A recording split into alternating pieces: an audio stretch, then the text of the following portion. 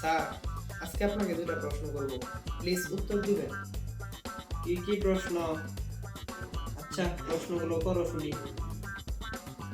প্রথম প্রশ্নটা হলো স্যার, একটা হাতিকে আপনি কিভাবে ফ্রিজে ঢুকাবেন?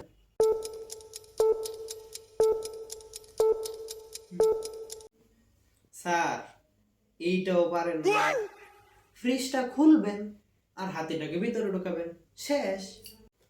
আচ্ছা, যাই হোক স্যার, 2 নাম্বার প্রশ্নটা হলো, একটা গাধাকে আপনি কিভাবে ফ্রিজে ঢুকাবেন? কিভাবে আবার? ফ্রিজটা খুলবা আর গাধাটাকে ভিতরে ঢুকাবা। না না স্যার, হয় নাই। আপনি কিছুই পারেন না।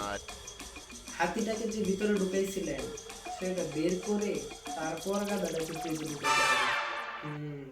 আই কি বলছি তোমার মাথা বুঝতে হবে।